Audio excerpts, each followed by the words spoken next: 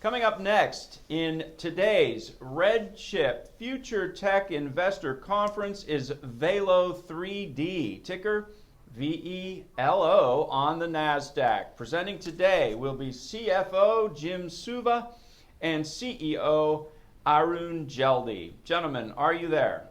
Yes. Excellent. Great to see you. Thank you. Great to see you. Welcome. Are you going to be presenting your presentation today? Yes. All right, if so, go ahead and place that on your screen. While you do that, I'll remind everybody that we're going to keep your lines muted throughout this presentation. If you have a question, and we certainly hope you do, please click the Q&A button at the bottom of your Zoom window and type in your question. Before we begin, let's get the safe harbor statement out of the way. This segment may contain forward-looking statements within the meaning of the Private Securities Litigation Reform Act of 1995. All statements pertaining to future financial and/or operating results, along with other statements about the future expectations, beliefs, goals, plans, or prospects expressed by management, constitute forward-looking statements. Any statements that are not historical fact should also be considered forward-looking statements. Of course, forward-looking statements involve risks and uncertainties. Gentlemen, go right ahead. Good morning, everyone. I'm Arun Jeldi, CEO of Velo3D. And welcome to the investor presentation of Velo3D, June 2026 at RedChip's companies. Velo is founded in 2014. We're headquartered in Fremont, California. Currently, we employ about 150 employees. What is Velo? Velo is a fully integrated metal AM solution, additive manufacturing solution with a laser bed fusion technology. We are the only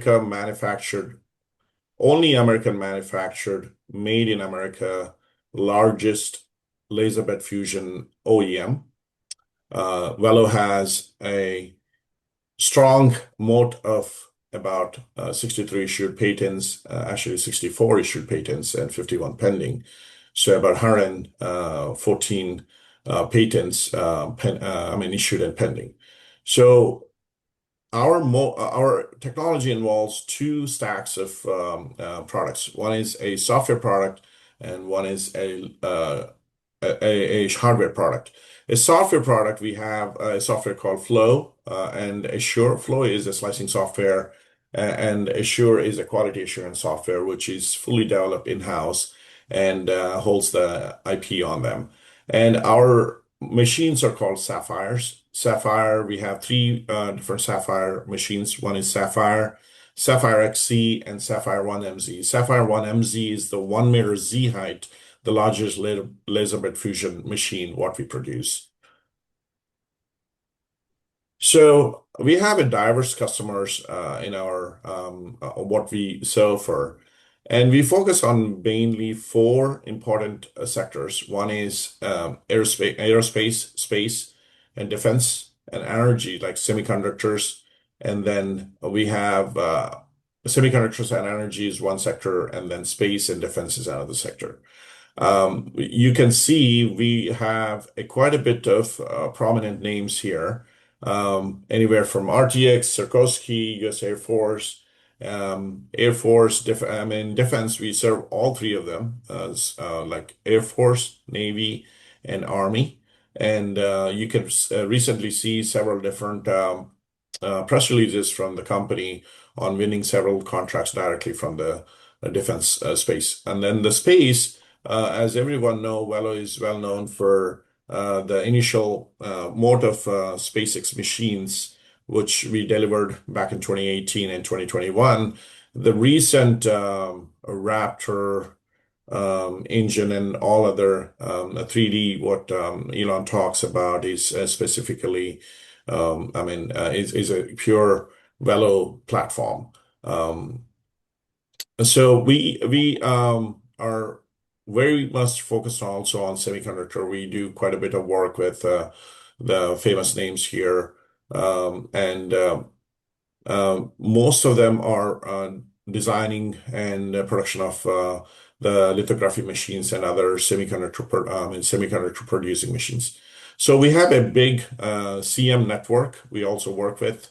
We have about 8 to 9 different CM workers for post-processing what we do, and also we deploy the machines on their facilities. So we have a collaborative a mode of various sectors which we focus on, and there is a huge interest in the market currently. And then you can see the stock price, how it's going. So, coming to the history of Velo, back in 2021, Velo raised about $500 million in total capital to develop this technology. And in 2018, SpaceX invested as a private investor. And 2021, the company went on SPAC. And then in 2024, Array Additive, which is my company, which I'm also CEO of, Array Additive, acquired 95% of the company and became the biggest shareholder of the company, and later being diluted for raising the capital. But what complements Array and Velo was a pure technology perspective of both in additive manufacturing, and we actually have a lightweight materials focus and purely metal laser bed fusion. That's what our focus is, and both are US-based companies. So what is I mean, key drivers of the Velo today are geopolitical demands on the domestic supply chain. So there is a theme of 5 to 10 years of domestic supply chain and national security, economic resilience, and simplified supply chain. So if you see, the Trump administration is putting quite effectively various things on the paper to push this domesticate. I mean, reshoring the manufacturing to US that increases our efficiency and protects the national security itself.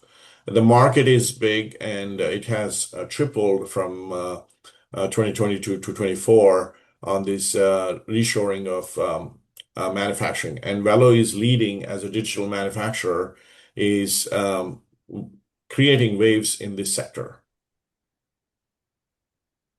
So one of the key challenges today is on the national readiness for the autonomous factory is a production is slow and siloed, and there is no digital collection of materials actually to increase and digitalize our manufacturing itself. And when every sector is moving away from a traditional way of doing things, and manufacturing is still in a lot of siloed manufacturing is done throughout the country and around the world. And AM is one of the solutions which can create and increase the demand for digital manufacturing. And that brings a huge demand on demand anywhere you can, anytime you can print the parts on these machines. And these machines can be deployed to different areas, whether war zones or various where the customers are, and then put a digital factories around the world. That's the idea of enabling mission critical metal manufacturing around the world is the idea of Velo3D. The foundation is how the technology works is what makes Velo unique in that sector is you create a digital platform of one, and that golden file can be printed any part of the world, where these machines are deployed. So you don't have to recreate every location a different thing. So you can digitalize these 3D files in this cloud and others, and put the security as a back layer, and then that information flows through any part of the world, and then print anywhere where you needed the parts. And what it happens is, like, once you have creating these ecosystem, you will collect so much data that can actually make another layer of AI and ML predictions on the design to material specifications to speed, and that will create another layer of software enablement in our flow software, which in future becomes the AI and ML software for most of the manufacturing platforms, which now transforms into platform that actually deploys a security level AWS, a hub of various designs around the world, and then you can deploy on any of our machines. So the enablement of mission critical metal manufacturing is real today because of Velo.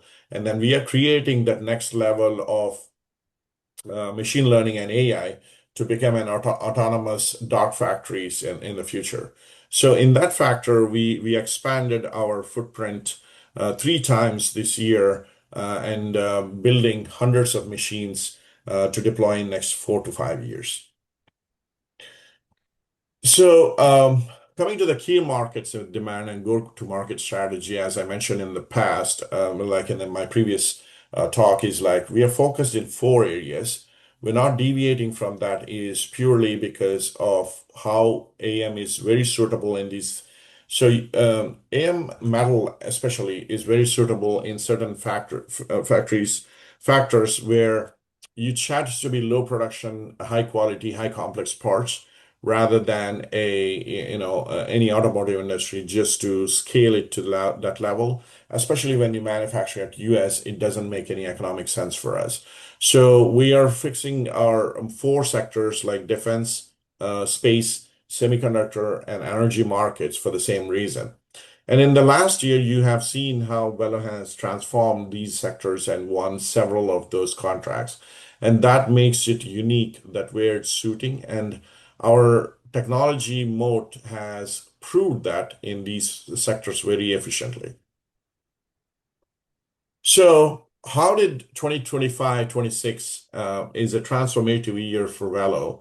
In 2024, the company has almost is financially distressed, and then there's a restructuring done. And then what happened once we took the ownership as Array?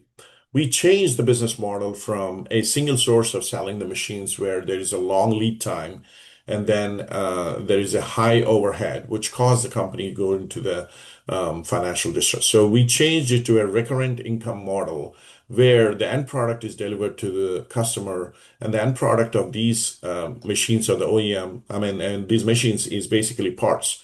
So we introduced rapid production solutions. What that means is like we actually host these systems because these are not like desktop machines. These are very complex machines that actually is a complex maintenance and needs a lot of infrastructure to put these machines on. So the biggest barrier for the customers basically is to buy a machine and it takes about a year to develop that machine, and then you put it on your floor, and it takes about a year. Before you see a part, it takes about 2 years if you just sell the machine. So instead, we are putting our own fleet of machines on our floor, getting the prototypes faster to the customer, which can be tested and then go to the production faster. So hosting these machines and buying the capacity by the customer makes it very, very a reasonable investment, upfront investment, and reduces the barrier of entry for them to test the product and then also get their parts faster. So it worked out really, really well last year, and then we had 70% of new customers last year alone compared to all the previous years combined. So, so the rapid production solution is a big hit in 2025, and that's driving even bigger revenue. So it takes about 2 to 3 years to get to the full scale of how you want to produce, because you have to put the capacity together, and there's a capex requirements for that. We are still continuing to do the system sales. So the system sales, how it works now is they're buying the systems for capacity versus rather than putting these systems on their floor. So once they finish the prototype level and they are basically pushing to hold the capacity for themselves, especially some of those high confidential, high national security missions, they want to hold their own fleet. So right now, what our model is like 50% is customer owned, 50% is Velo owned machines on the floors. So we also increased our engineering services because there's a complexity of these geometries and the design, which the customer doesn't know how to design some of those on the additive side. So we help them on the engineering and services to keep up these machines on various consumables. So these are the 4 recurrent layers of revenue that we're producing currently and then driving the company to EBITDA positive this year. So if you see on this scale how we have guided and changed how the revenue mix is going to be. The RPS is going to take over sometime in 27, 28 with a full fledged of more than 60% of the revenue of the company, and the rest will be followed by services and sales of the systems. So the RPS pipeline, as you see how it transforms from 2025 to 26 and beyond, there's a proven backlog and a robust pipeline driven by demonstrated RPS demand.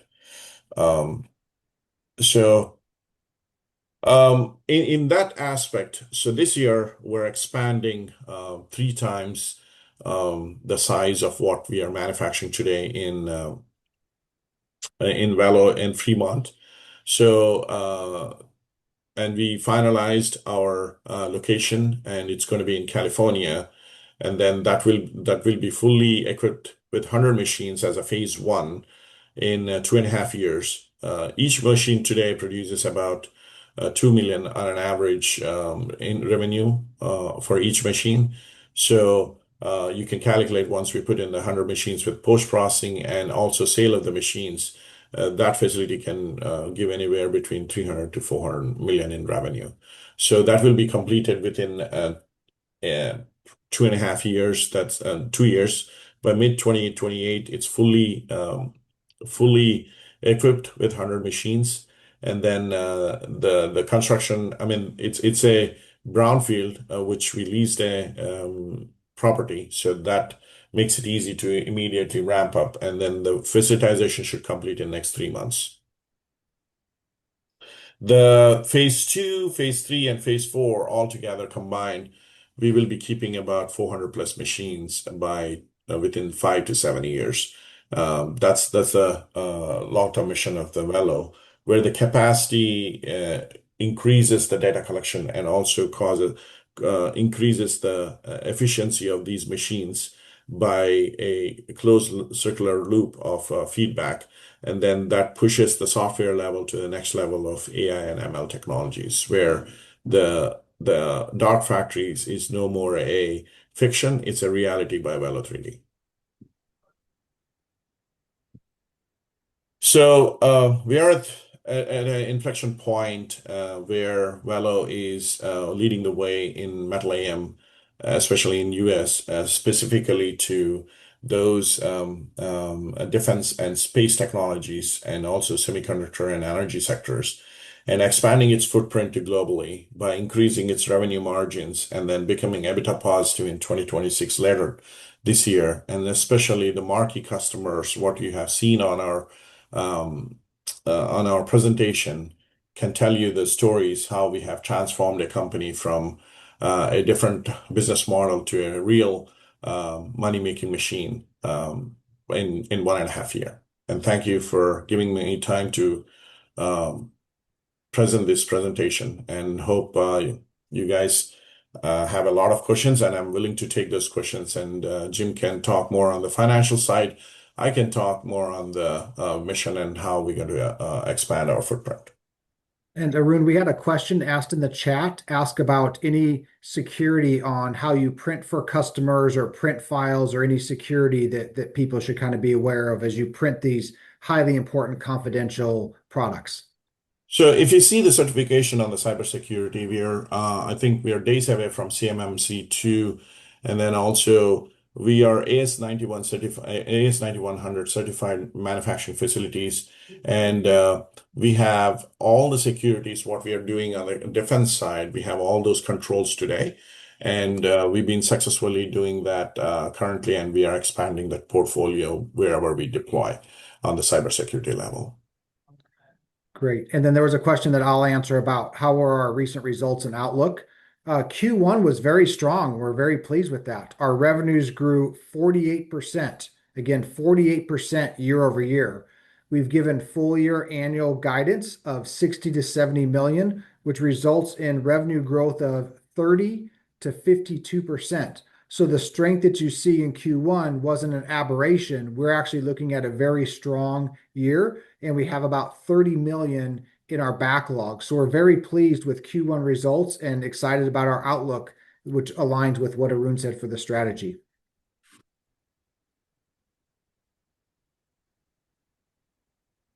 Thank you very much, gentlemen, for the presentation. Yeah, as you know, we've already been taking some questions through the chat. Just to remind everybody, if you want to submit a question, use the Q&A button at the bottom of your Zoom window. A text box will appear. You can type your question into that text box. We love getting your questions. Gentlemen, we've got other questions coming through. This person writes, one of the themes that comes through clearly is that Velo3D is increasingly selling outcomes rather than simply selling machines. How has customer demand evolved, and what led you to emphasize rapid production solutions as a larger part of the business model? So, so the rapid production solutions is we're doing an end-to-end product to the customer. It's not just giving a high complex machine and making their life, hard. Our goal is to, now the company has shifted everything what the customer send. We listen to them and then shifted our focus to what they really need and then what they really want. What they want is a part that can actually fit in their profile and then actually sell more of their product.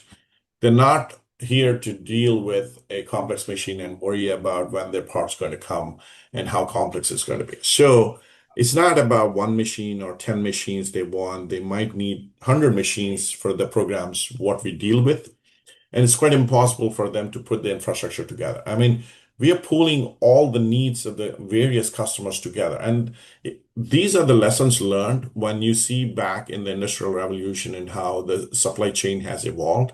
And that we're just following the same pattern, but giving a digital platform for them to make it recurrent and easy, and then deploy their capacity at a higher level because no one knows those machines better than we know as we build them. So it's easy to maintain them. The uptime will be much higher being on the floor. And we keep our locations as a secure locations for defense. And that's one of the factor we want to emphasize is like most of our locations when we do these defense projects will be secured locations, and we're going to get those certifications in the next 1 or 2 years. So that actually makes you sustain for decades to come rather than a just a 1 or 2 year of hype. So we're actually building a long-term profile of what this country national security looks like. Gentlemen, where is additive manufacturing becoming most strategically important for customers right now? So the geopolitical strain has caused so many pain points evolved recently on the supply chain itself. And one of the things is we cannot produce what the national security requires on the defense level. And that shifted, if you see the NDAA or other legislations passed to encourage additive is one of those reasons, because our adversaries are creating much faster product than us, and we don't have that infrastructure today. And then to do this with a large scale, AM is one of the real solution which can be deployed because Velo3D, the company like us, is well capable of putting hundreds of machines pretty quickly. And that is giving confidence in the market and the national security that this is driving that demand very, very quickly. Can you talk more about the golden file concept and print file portability? Why is that capability so important, and how could it change the way mission critical parts are produced in the future? So the golden file is nothing but a fully sliced digital 3D printed file, which we printed several parts at the prototype level, and then that file is fully acceptable by the customer. Now, normally, some of those big laser bed fusion machines have hard time transferring from one machine to other, where Velo, the inventors of Velo are semiconductor, where repeatability and reliability of the machine is the utmost focus. So this golden file which is digital form of these file can be transferred. Let's say if I print a file in California, it can be deployed to New York or Texas where our machine is without even changing a single change, and it will print for them wherever it is. That's our golden file, and that is why there's a feedback loop on collecting this data when it prints in layers and layers and hundreds of these parts, how the machine is acting, so it can lead to machine learning where it can be fully automated in next couple of years. We are in the initial stages of the digitalization. Once it locks into that mode and once at the scale, we digitalize and automate it. Yeah. You want to become the AWS of advanced manufacturing. What are the key building blocks and where are you today? So the capacity and the data is the building blocks today. That's why we are ramping up our capacity and then collecting the data on various different models, not just few of them. The more higher number of parts you print, the data becomes more availability. And it's not just for AM, it's spread out through entire industry of manufacturing, how the metals work at the real time, because we don't have the data today digitally how the real time works. It's more of a trial and error. That's why your prototypes takes so long. In future, the prototypes will be much faster, whatever the design you want. There is no design limitation. And that data is absolutely needed for our to become the next generation of manufacturing digitally. Geopolitical dynamics and reshoring trends appear to be creating a favorable backdrop for domestic manufacturing, as you've been highlighting. How do you see Velo3D benefiting from the growing focus on supply chain security and national industrial readiness? So geopolitical for sure is increasing, but also on the national security wise, we are dependent quite a bit on the adversary nations for a very critical missions of us. So that needs to change. And if you see how many companies have evolved in last 2 to 5 years, hundreds of them on the manufacturing side. The reason is becoming very evident that we lack that capacity today, where our adversaries have 8 million to, 7.5 million of manufacturing of additive in one single spot, and we don't have 100,000 square foot of capability today. So that makes it evident that we are lagging behind on the digital manufacturing. And this push is absolutely necessary, not just because of geopolitical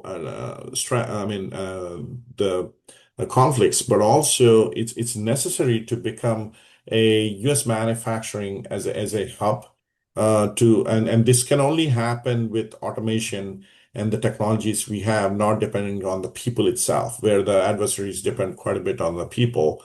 And the automation and the advanced technologies, what we have, can be adopted very quickly, and the cost effectiveness becomes very reasonable as you expand. It has to be a scale. We cannot do it at a small scale and then be profitable. So that's really pushing this drive. The traditional manufacturing lag for years has caused us quite a bit of stress today on the stockpiles and other programs on the defense level. That's helping us to push this to be much more faster than what we expected last year.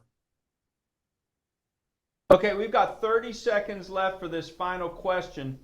Are customers increasingly approaching Velo3D with applications that simply could not exist without additive manufacturing?